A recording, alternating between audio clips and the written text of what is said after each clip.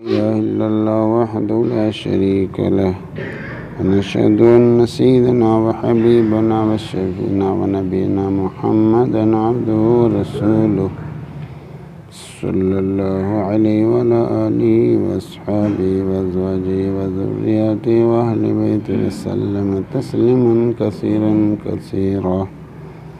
अम्मा बाद फ़अऊज़ु बिल्लाहि मिनश शैतानिर रजीम। बिस्मिल्लाहिर रहमानिर रहीम। हामीम वल किताबिल मुबीन इन्ना अंज़लनाहु फ़ी लैलतिन मुबारकतिन इन्ना कुन्ना मुनज़िरीन। सदक़ल्लाहुल अज़ीम। आज 11 तारीख है शाबान की और इतवार पीर के दरमियान में जो रात है उसको कहते हैं शब-ए बारात। क्या कहते हैं भाई उसको? शब-ए बारात। एक रात है लैला मुबारका, बहुत ही बरकत वाली रात है वो। ये अल्लाह का एहसान है, अल्लाह का करम है, अल्लाह ताला की मेहरबानी है। अल्लाह की मेहरबानी है, अल्लाह ने मोहताज हैं। ये तो अल्लाह ताला अपने बंदों के साथ मेहरबानी करने के लिए मौक़े फराहम करते हैं। कंपनी के ऑफ़र को तो खूब जानते हो तुम, कंपनी के ऑफ़र को जानते हो। भाई अपनी बहन को बता रहा, बहन अपनी अम्मा को, हमारे मोबाइल पे ऑफ़र आया है जी। बच्चे अब्बा को बता रहे, अब एक अच्छी तरह खूब समझाते हैं और वसूल करते हैं जी। और अल्लाह पाक एक दिन में नमाज़ों के औक़ात भेजते रहते हैं जी, और कुछ दिनों के बाद जुमा भेजते रहते हैं, और कुछ दिनों के बाद अल्लाह रमज़ान भेजते रहते हैं। ये अल्लाह की मेहरबानी है। अल्लाह अपने बंदों पर मेहरबान है ताकि इनका नफ़ा हो जाए। अल्लाह का नहीं कोई नफ़ा, अल्लाह तो हर हाल में अल्लाह है, कोई माने ना माने अल्लाह हर हाल में अल्लाह। ऐसा नहीं कि मुसलमान वोट देंगे तो अल्लाह रहेंगे वरना नहीं रहेंगे, ऐसा नहीं है भाई। अल्लाह हर हाल में अल्लाह हैं। उनकी हुकूमत को नहीं कोई गिरा सकता है जी। वो अपनी हुकूमत में किसी के मोहताज ही नहीं। सारी दुनिया अल्लाह की मोहताज, अल्लाह समद, और अल्लाह किसी के मोहताज नहीं है। सारी दुनिया अल्लाह को मानने लगे तो अल्लाह की इज़्ज़त में इजाफ़ा नहीं कर सकते, और सारी दुनिया इनकार करने लगे तो अल्लाह की इज़्ज़त से, अल्लाह की इज़्ज़त को घटा नहीं सकते। अल्लाह हर हाल में अल्लाह है। तो ये सब कुछ नमाज पढ़ने के लिए अल्लाह ने औक़ात फ़राहम कर दिए। इशराक पढ़ो, इशराक का वक्त आ गया। चाश्त पढ़ लो, चाश्त का वक्त आ गया है। तहज्जुद पढ़ लो, तहज्जुद का वक्त आ गया है जी। शाबान में शब बारात आ रही है, इसको उसूल कर लो। ये बंदों के नफ़े के लिए है, ये बंदों के नफ़े के लिए। कोई नुकसान वाला काम ना करें। बच्चे इसमें पटाखे बजाते हैं, बड़े भी शिरकत कर लेते हैं। ये नुकसान की चीज़ें हैं। पैसे का भी नुकसान, सेहत का भी नुकसान, पड़ोसी का भी नुकसान। कोई बेचारा दिल का बीमार हो, वो उसकी और बीमारी बढ़ जाती है। कोई बूढ़ा है, उसको और ज़्यादा तकलीफ़ होती है। तो किसी से बद्दुआ के काम ना करो, दुआ लेने के काम करो। एक बस्ती के बारे में पता चला कि यहाँ कोई पटाखा नहीं बजा। मैंने पूछा भाई क्या तरतीब इख्तियार की है, क्या गुर इख्तियार किया है तुमने? उन्होंने बताया कि हाँ 3 मुदर्रिस हैं, एक मकतब है उसमें 3 मुदर्रिस हैं, और मस्जिद के मुअज्जिन और इमाम, इन सब ने बच्चों पर कब्ज़ा किया, बच्चों की जहन साजी की और बच्चों को बतला देखो भाई इसमें तुम्हारा भी नुकसान हो सकता है, इसमें भाई पैसे का भी नुकसान है, बहुत सारे नुकसानात हैं। और सबसे बड़ा नुकसान ये है कि हमारे मालिक नाराज़ होते हैं। सबसे बड़ा नुकसान ये है कि हमारे मालिक नाराज़, जिसने हमें पैदा किया, जिसने ये पैसा दिया है, हमारे मालिक नाराज़ होते हैं, वह सबसे बड़ा नुकसान ये है। बच्चों की जहन साजी करते नहीं हैं। असल में रेडीमेड के चक्कर में आ गए सब, कि फ्री में वली मिल जा, फ्री में हाफिज मिल जा, कोई रेडीमेड हाफिज जी मिल जा और कोई रेडीमेड वली मिल जा। बस रेडीमेड के चक्कर में पड़ गए, खुद नहीं करना चाहते हैं। खाना रेडीमेड, कपड़े रेडीमेड, मकान भी तो रेडीमेड मिलने लगे, तो बस इसके चक्कर में पड़ गए हैं। खुद करके तैयार करके, खुद तैयार कर अपने गट्टों से ये मिजाज ख़त्म होता जा रहा है। तो बच्चों की भी जहन साजी नहीं करते। पहले तो ऐसा मोबाइल था, उसमें बटन में दबाना पड़ता था, अब तो उंगली फेरनी पड़े, बस उसी में उंगली फेरते रहते हैं, वो फिर ऑटोमेटिक चलता रहता है। मौतें भी ऑटोमेटिक होने लगी, हार्ट अटैक छुट्टी।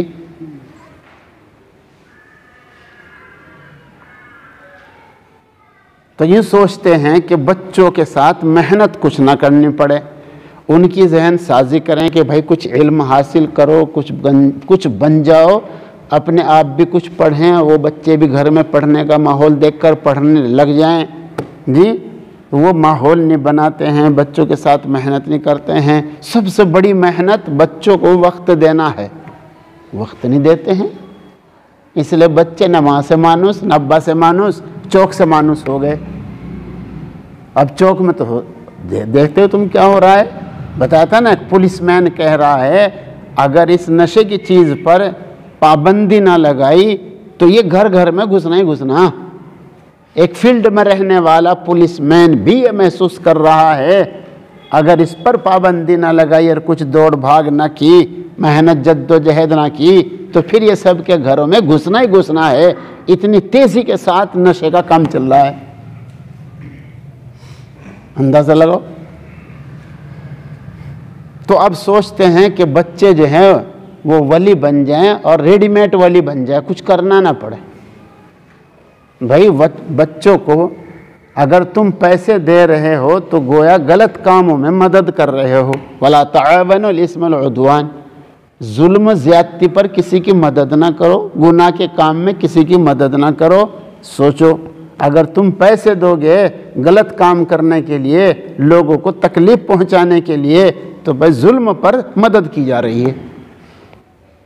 तो ये शब बारात जो है ये तो कुछ नफ़ा खींचने के लिए है, रूहानी नफ़ा और तरक्की का एक बहुत अहम मौका है। जिस तरह ताजिर जानता है कि तिजारत का सीज़न कब आता है, वो पहले से तैयारी करता, पहले से सीज़न आ रहा है माल कमाने का, तो वो ताजिर पहले से ही सामान तैयार करता है जी। कभी जो है वो सर्दी का मौसम आता है तो उसका एक कपड़ा ख़ास आता है, पहले से ही तैयारी कर लेता है जी। तो इसी तरह सीज़न होते हैं, ताजिर लोग जानते हैं, पहले से ही तैयारी शुरू कर दें। कितना बढ़िया मौका रमज़ान आ रहा, उसकी तैयारी का मौका शाबान है। बेहतरीन नेकियां कमाने का और रूहानी तरक्की का एक सीज़न आ रहा है रमज़ान जी। उसमें रूहानी तरक्की होती है, खूब तरक्की होती है, बेहतरीन सीज़न है। उसकी तैयारी का ये महीना है शाबान। इसमें जो कुछ भी हो सके कि जिसके ज़रिए उसको उसूल किया जा सके, वो सब तैयारी कर ले। कहीं आना जाना हो, रमज़ान से पहले फारिग हो जाए। कोई हमी का काम हो, रमज़ान से पहले उससे फारिग हो जाएं, ताकि रमज़ान में इत्मीनान सुकून के साथ तिलावत में वक्त लगे। तीसरा कलमा दुरूद शरीफ जी लगा के पढ़ा जाए। और एक और सुन लो, सो रहे के सुन रहे, मज़ा क्यों नहीं आता? न नमाज में मज़ा है, न तिलावत में मज़ा है, न रोज़ों में मज़ा है, न रमज़ान आता है न उसमें मज़ा है। क्यों नहीं मज़ा है? ये सब हमारी कमी है। एक बुज़ुर्ग थे, उनकी बीवी उन्हें वज़ू करा रही थी, अचानक उसके हाथ से अनजानी में पानी गिर गया। उन्होंने ज़ोर से जो डांटा, उसको तकलीफ़ पहुंच गई। वो बेचारी चुप रही, गलती हो गई, पानी मुझसे ही गिरा है, लेकिन जान के तो नहीं गिरा, अनजाने में गिर गया।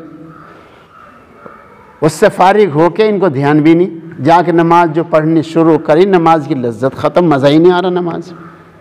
तिलावत करते हैं, तिलावत में मज़ा ही नहीं आ रहा। सोचा ये क्या हो गया, तो मेरी तो नमाज की जान निकल गई, मेरी तो तिलावत की रूह निकल गई। सोचने भाई आधा बुढ़िया को ज़्यादा धमका दिया, वो काम छोड़ा और गए, उससे माफ़ी मांगी। बुढ़िया तो अपनी थी, किसी और की थी, बोलते ही नहीं। उसको भी जो धमका दिया है, यानी धमकाया, अपनी तो समझ के धमकाया भाई, अपने को ही धमकाया जाता है, मगर अब अपने को नहीं धमकाते, अब दूसरे को धमकावें। अपने को ही धमकाया जाता है भाई, मगर उसने दिल पे एहसास लिया कि मुझसे अनजान में पानी गिर गया, मैं तो खिदमत कर रही थी जी, दिल दुख गया। उससे ज़्यादा जाके माफ़ी मांगी, माफ़ी मांगने के बाद उसने माफ़ कर दिया। अब जाकर जो नमाज शुरू करी, वो लज्जत आ गई, नमाज में हलावत आ गई। हम भी कभी सोचे हैं भाई, हम भी कभी सोचते हैं पड़ोसी को सता रखा है, किसी का पैसा दबा रखा है, किसी की ज़मीन दबा रखी है जी, किसी को सताया है, नौकरों को गालियाँ दी हैं, बैल को भी गालियाँ दें, वो बेचारा जुड़ रहा बुग्गी में, झोटा बुग्गी में जी जी, और उसको गाली दे रहे। तौबा तौबा, अस्तगफिरुल्लाह अस्तगफिरुल्लाह। ये हाल देखो, यानी बेचारा बेगुनाह, भाई जानवर है तो बेगुनाह है बिल्कुल, उसको गालियाँ दे रहे।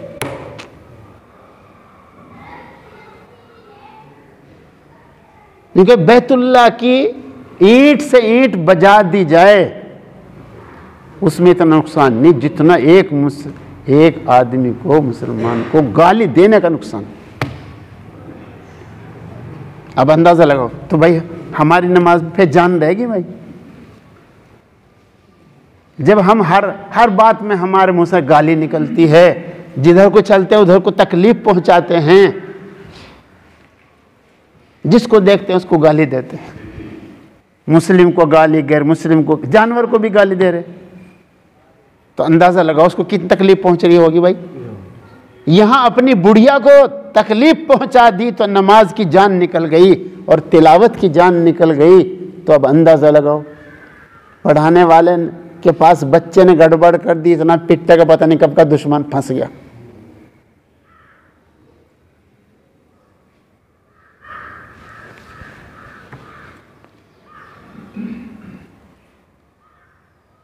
इसी से अंदाजा लगा भाई, सोचो भाई दोस्तों, भाई गौर करो भाई, देखो हमने कितनों का दिल दुखाया है। इसलिए नमाज में कोई लज्जत नहीं, तिलावत में कोई लज्जत नहीं। रमज़ान में मैंने खुद पूछा है कुछ लोगों से, भाई कितना पढ़ा जी? पौ पारा। रमज़ान के महीने में पौ पारा, आप अंदाज़ा लगाएं। कोई उन्स नहीं है, कोई लज्जत नहीं, बिल्कुल ख़त्म हो गई लज्जत, बस रात दिन नेट में लगे हुए हैं।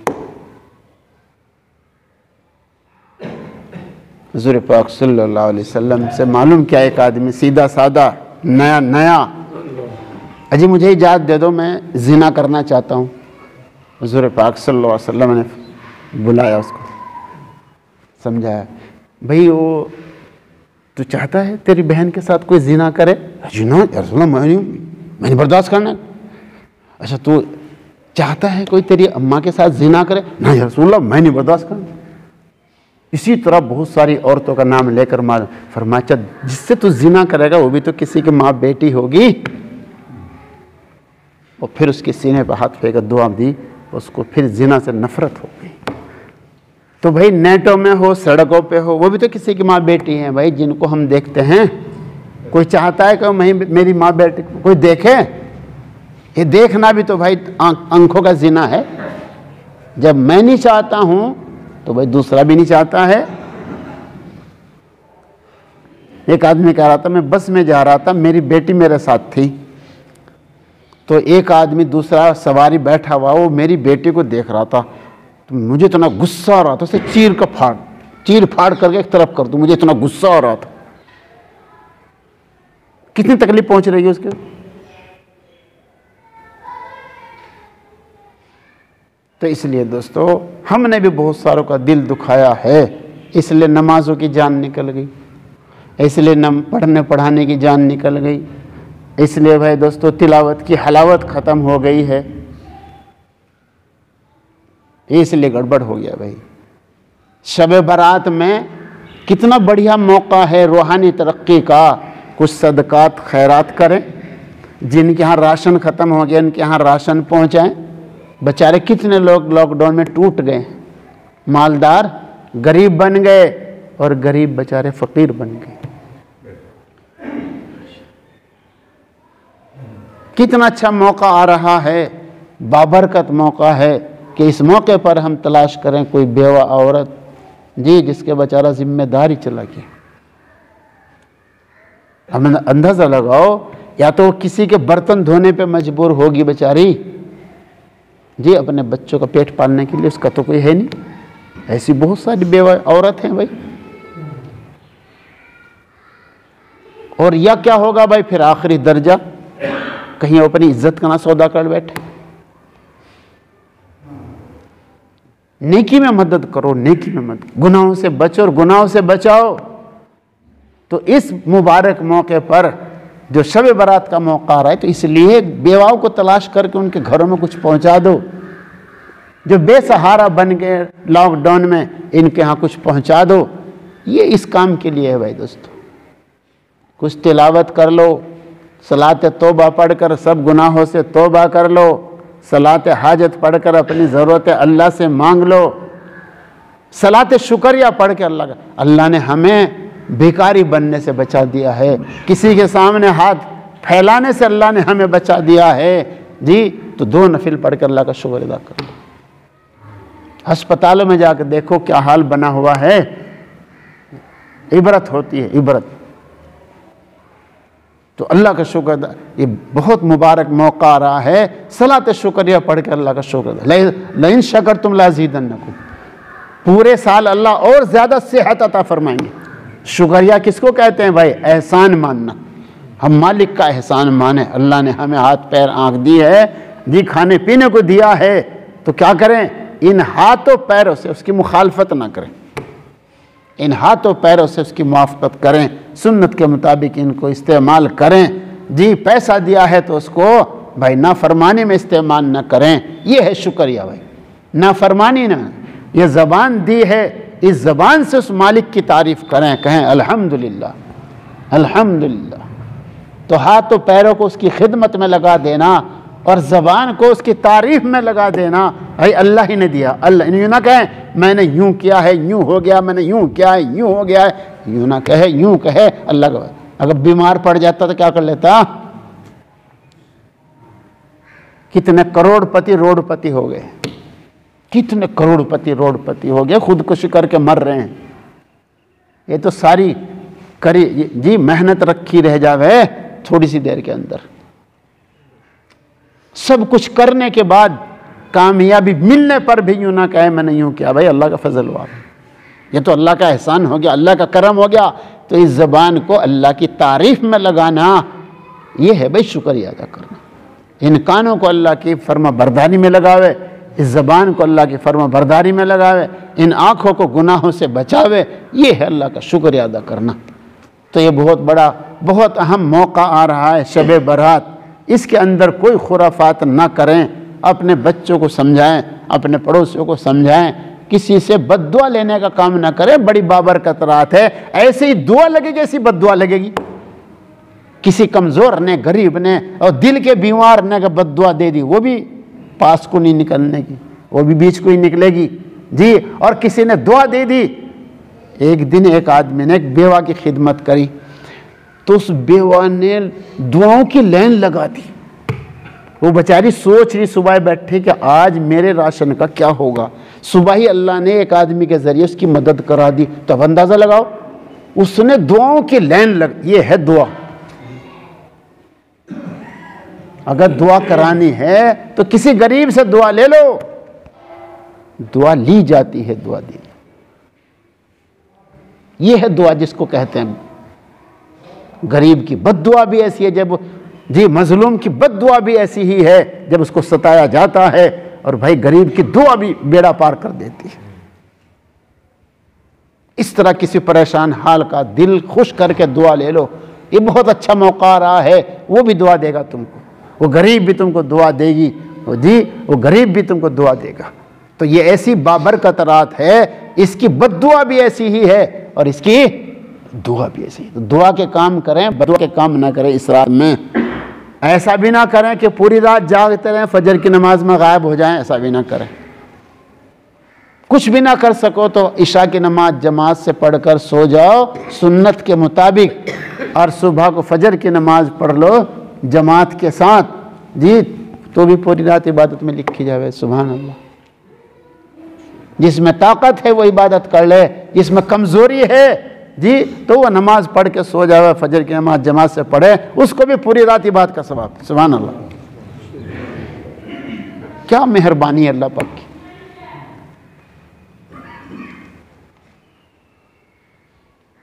मौका हो कब्रिस्तान हो या ज़रूरी नहीं, और जहां मेले ठेले लगे हुए हों इस रात में वहां नहीं जाना चाहिए।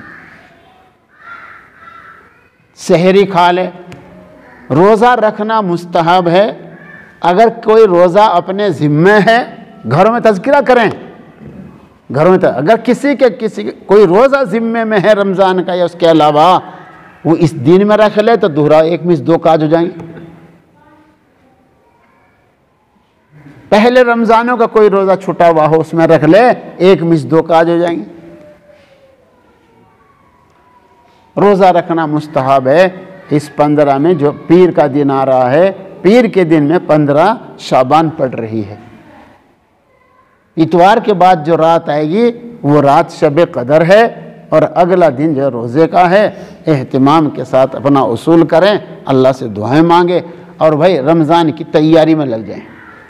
बहुत मुबारक महीना आ रहा है, उसको उसूल करें। और देखो फिर लॉकडाउन की खबरें गश्त करने लगी हैं। क्यों करने लगी? सब हमारी गलतियों का नतीजा है, हमारे गुनाहों का नतीजा है। इमाम मोहम्मद इब्न सीरीन रहमतुल्लाह अलैह जी जेल में चले गए, सुनने के सो रहे। उनसे पूछा जी जेल में क्यों चले गए आप? ये मैं इसलिए कह रहा हूँ सुनने के सो रहे, घर जाके बताओ, शिकवा मत करो। ये हमारे गुनाहों की सज़ा है, ये हमारी गलतियों की सज़ा है। शिकवे मत करो, तौबा करो, तौबा इस्तिग़फ़ार। इमाम मोहम्मद इब्न सीरीन रहमतुल्लाह अलैह से पूछा जेल में क्यों चले गए? कहा भाई 40 साल पहले एक गुनाह हो गया था। कब? 40 साल। क्या गुनाह हो गया था? सुन रहे कि नहीं सुन रहे? मैंने एक मुफलिस को हकीर समझते यूँ कह दिया, ओ मुफलिस। बस कोई गाली, इससे ज़्यादा बढ़कर गाली नहीं, बस इतनी। उसकी सज़ा मिली मुझे 40 साल के बाद, इसलिए मैं जेल काट रहा हूँ। हम तो पता नहीं बिरादरी का बुरा सा बुरा लक़ब नाम लेकर उससे बढ़कर ओ कमीने कहाँ जा रहा, अस्तग़फ़िरुल्लाह अस्तग़फ़िरुल्लाह अस्तग़फ़िरुल्लाह, गाली देकर बुलाते हैं। आप अंदाज़ा लो, सोचो कोर्स है ना, हमारे गुनाहों का अज़ाब है ना, ये सब हमारे गुनाहों का अज़ाब है। नई से नई बीमारी, ये सब हमारी बेहयाइयों का नतीजा है। एक से एक अज़ाब टूट रहा है, एक से एक मुसीबत टूट रही है, सब गुनाहों का अज़ाब है। भाई अल्लाह के साथ किसी की रिश्तेदारी नहीं, बंदगी का ताल्लुक है। हम तो अल्लाह के नौकर चाकर हैं भाई, हमें तो भाई अल्लाह की बात माननी है, नाफरमानी ना करें भाई, गुनाह ना करें, बचाओ, बीवी बच्चों को बचाओ, समझाओ, रोज़ाना बताओ, अल्लाह की तरफ मुतवज्जो, तौबा करें, इस्तिग़फ़ार करें। बालिग होने के बाद जो नमाज़ें छूट गई उनको अदा करें। ये तवज्जो इल्लल्लाह है, अल्लाह की तरफ मुतवज्जो होना है, ये तौबा करना है जी। कोई रमज़ान के रोज़े ख़राब कर दिए हैं उनको रखें जी, अभी से जहन साजी कर दें। बाज़ घरों की खबर मिलती है दिन में रोटी पकती है रमज़ान में। तौबा तौबा तौबा, कैसे हलल ऐलान ढिठाई के साथ गुनाह, चोरी और सीना जोरी। यूँ कहें अल्लाह से चोरी नहीं तो बंदों से क्या चोरी। ये बहुत ही ख़तरनाक, बड़ी ख़तरनाक बेहयाई, बड़ी ख़तरनाक बेहयाई। बिल्कुल अल्लाह का डर नहीं रहा अंदर में। बेगैरत, किस कदर बेगैरत थी। ईमान ख़त्म होने वाले जुमले हैं ये। रोज़ा वो रखे जिसके घर में अनाज ना हो जी, ये ईमान ख़त्म करने वाली चीज़ें हैं। अपने अपने बच्चों को समझाएं ऐसी बुरी बात ना ज़बान से निकालें जिसकी सज़ा दुनिया में भी भरनी पड़े और आखिरत में भरनी पड़े। अल्लाह ताला अपनी रहमत से मुझे भी तुम्हें भी तौफीक दे। अल्हम्दुलिल्लाहि रब्बिल आलमीन।